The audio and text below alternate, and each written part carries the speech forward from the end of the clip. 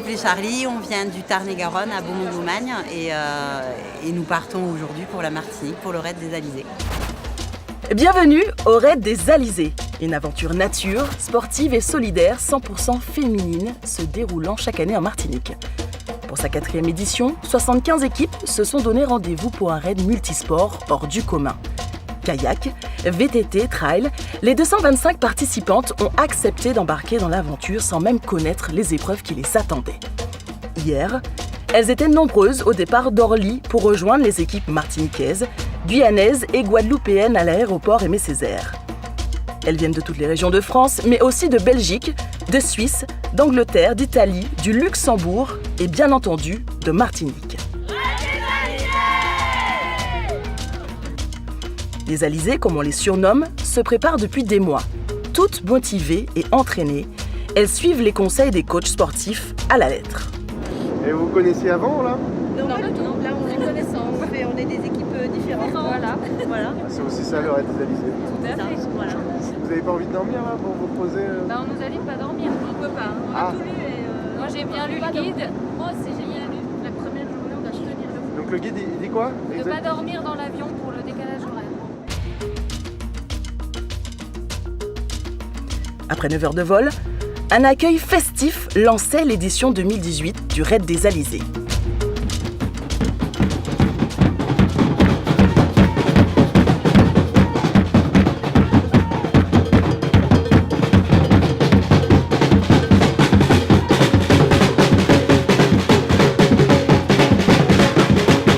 Après une nuit en bivouac au château de Paz, les raideuses se sont donné rendez-vous à Lansalane pour la première épreuve, une course de kayak.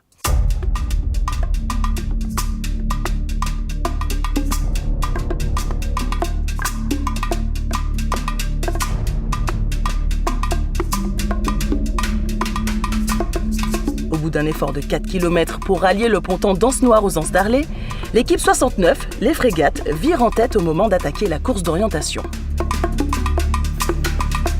Pourtant, à l'arrivée sur la plage de Grande-Anse, c'est bien le trio de l'équipe 6, la team CEPAC, qui s'impose.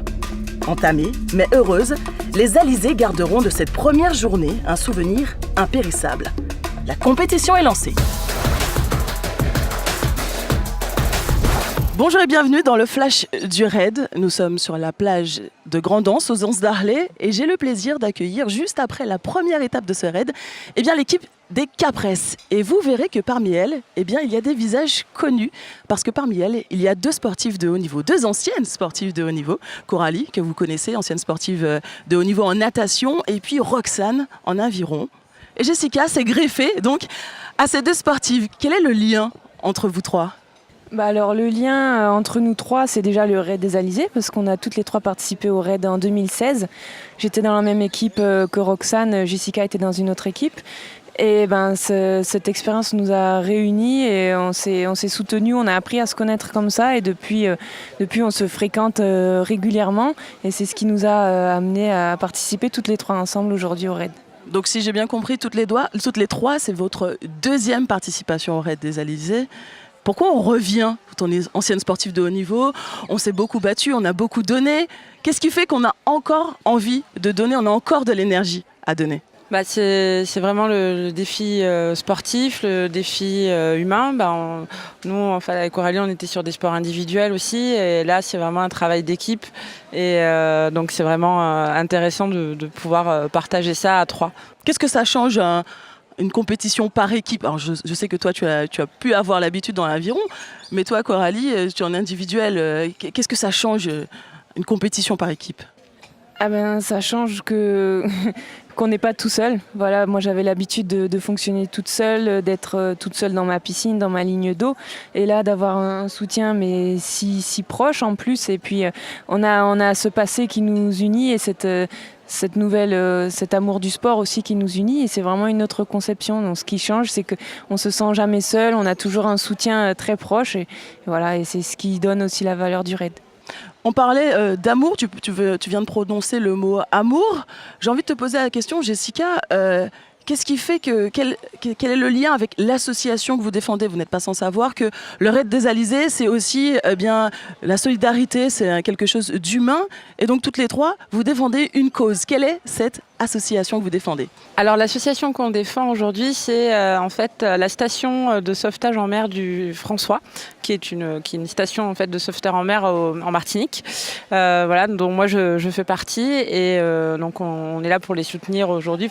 Pour soutenir cet assaut, parce que voilà, on est vraiment des bénévoles à 100% et c'est vraiment pour voilà, mettre une petite lumière sur eux qui, dès qu'il y a une intervention par le cross, vont en mer parfois pendant 12 heures pour aller chercher des voiliers, des équipiers qui ont eu des avaries. Voilà. Faisons maintenant un peu le bilan de cette fameuse première journée. Qu'en avez-vous pensé? Les promesses ont-elles été tenues, par exemple? Oui, complètement. Donc, il nous avait prévu un petit kayak pour démarrer, suivi d'un trail un peu technique, comme nous avait dit, c'est ça? Technique, hein, il a bien dit technique. Pour la technique, je confirme, ça glissait bien et il fallait faire attention aux chevilles. Mais sinon, c'était bien pour un début. Ça annonce une bonne suite pour demain et les autres jours. Le Raid des Alizés, ce n'est pas que des successions d'épreuves. C'est aussi une vie en bivouac, à trois dans une tente. Qu'est-ce que ça représente? Quelle est la chose la plus difficile à gérer finalement quand on vit au quotidien, sur plusieurs jours, qu'on dort, peu importe les conditions, dans la même tente? Alors pour la première nuit, pour l'instant tout va bien. Par rapport à 2016, moi ce que je pourrais dire, c'est qu'il avait beaucoup plu, donc beaucoup de boue sur le bivouac. Et après, sur les derniers jours, c'est la fatigue qui prend le dessus et qui peut être compliquée avec les coéquipières. Si jamais un petit truc ne va pas, ça peut plus vite déraper. C'est un défi de garder sa bonne humeur jusqu'au bout de l'aventure. Qu'est-ce qui fait qu'on réussit à la garder, sa bonne humeur? Qu'est-ce qui fait qu'on réussit, c'est qu'on s'apprécie vraiment beaucoup et puis qu'on n'est pas là pour la compétition pure, quoi. On est là pour se régaler, pour partager, pour découvrir les paysages et aussi pour faire connaissance avec les autres équipes. Donc voilà, c'est ça qui est primordial aujourd'hui. Si on refait une interview le dernier jour, on verra peut-être la réponse aura changé. Selon vous, c'est une condition sine qua non d'être copine, de se connaître très très bien avant de venir sur un raid comme celui du Raid des Alizés? Je pense que c'est quand même important de se connaître avant et d'avoir déjà un petit peu vu les limites qu'on avait les unes et les autres pour pouvoir, quand on n'a pas forcément besoin de se parler parfois pour comprendre quand il y en a une qui va pas bien, quand il y en a une qui veut calmer ou il faut aller plus vite ou voilà, pour plein de choses comme ça, c'est vrai que c'est quand même intéressant. Le petit mot de la fin, comment décririez-vous une alizée? Quelle est votre définition de l'alizée? Ah, pas facile, hein. Alors, un peu folle, surtout pour revenir. Déjantée, et encore plus, voilà, pour revenir. Elle a de l'amour à donner, je pense, pour revenir dans une aventure comme ça. Et après... Je pense qu'une alizée, oui, c'est c'est une femme avant tout, c'est une femme généreuse et c'est une femme qui n'a pas peur de se faire mal et qui se lance des défis et qui aime partager. Et aussi, je pense que la Martinique le rend bien parce que c'est une île très riche et la culture est vraiment dans le partage aussi et dans le don de soi. Donc voilà, ça rejoint un peu tout ça. Merci beaucoup les filles. Merci. Après le bilan de cette première journée, place à la suite avec deux hommes incontournables de ce raid. Ils s'appellent tous les deux Christophe, mais vous verrez qu'ils ont tous les deux un rôle bien défini. Christophe Assailly, qui est directeur technique, vainqueur du marathon du Mont Blanc. Ça se respecte. Et puis le coach, Christophe Mina, plusieurs fois champion du monde de karaté. Parle-nous justement de ce bilan, fais-nous un peu le bilan de cette première journée. Toi le coach, toi qui es proche des alizés. Écoute, c'est une journée quand même malgré tout d'acclimatation, donc les épreuves sont pas très dures, mais ça a permis quand même de faire du kayak. Donc ça a permis de donner déjà le rythme, de travailler en équipe tout de suite, immédiatement, parce que là elles sont 3 sur l'embarcation, il faut déjà travailler ensemble. Et puis un beau petit trail qui montait bien, avec quelques difficultés, ça glissait pas mal. Et finalement, toutes les équipes sont arrivées. Alors bien évidemment, il y a toujours, comme dans toutes les courses, il y en a qui arrivent plus facilement que d'autres. Mais tant bien que mal, tout le monde est là pour la première journée. Et je crois que ça y est, le rythme est donné. Et pour une première journée, ça y est, tout le monde est dedans, le rythme va être donné, le raid est lancé. Je sais que tu aimes bien remonter le moral des alizés. Est-ce que déjà, cette première journée, tu as eu besoin de remonter le moral ? En fait, je suis intervenu parce que pour le coup, je fais le travail avec les filles. Et effectivement, il y a eu quelques filles en difficulté, donc des filles qui ont commencé à vomir, qui étaient prêtes à s'arrêter.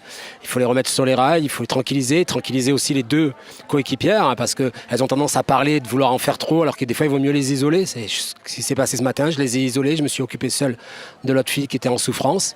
Et puis, il faut faire certains gestes, certains réconforts pour que, à la fois que physiologiquement, elles repartent réellement et que mentalement, ça ne vienne pas impacter en se disant, tiens, c'est moi tout de suite le maillon faible de l'équipe et ainsi de suite. Donc, voilà. Et qu'elles soient dans les meilleures conditions demain. Complètement, et surtout que ça soit une vraie équipe et surtout qu'elles ne culpabilisent pas, qu'elles se disent pas tiens les deux autres ils vont m'en vouloir parce qu'aujourd'hui j'étais en difficulté. Voilà le bilan de la journée. Le bilan de la journée est plutôt pas mal. Parlons de la suite de demain déjà. Christophe Pina disait que ce n'était pas très dur. Qu'est-ce qui attend ces demoiselles, ces dames demain, monsieur le directeur technique? Demain on rentre vraiment dans le vif du sujet. On a une journée super intéressante. On innove un petit peu aussi parce qu'il y a une discipline qu'on n'a jamais fait sur le raid des Alizés. Donc demain matin, on a une course VTT de 15 km autour du château de Paz, dans les champs de canne à sucre. Donc on peut déjà donner rendez-vous aux téléspectateurs au château de Paz. Exactement. À quelle heure? Le départ de la course, ça va être 8h demain. D'accord, là et la suite, après. Donc, quel est le menu? Disons qu'il y a déjà cette course de 15 km, hyper physique. Elle n'est pas très technique, mais ça va être vraiment très dur parce que toute la partie montante est à l'abri du vent.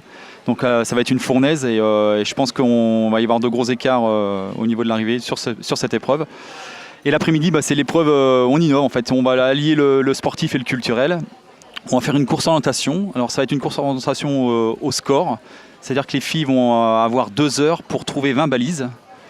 Donc c'est sur les sites historiques de Saint-Pierre, sur les vestiges de l'éruption. On a plein de magnifiques points de vue avec vue sur la mer, sur le village. Ça va être vraiment super intéressant. Et c'est il va y avoir beaucoup de stratégies. C'est pas uniquement physique, il y a beaucoup de stratégies pour pouvoir en 2 heures récupérer les 20 balises, quoi. Merci beaucoup messieurs. Vous l'aurez compris, on vous attend demain à l'habitation de Paz pour le départ de la course. Et puis évidemment sur Martinique la première, dès 20h30 pour un autre épisode du Flash du Raid des Alizés. Allez, à demain.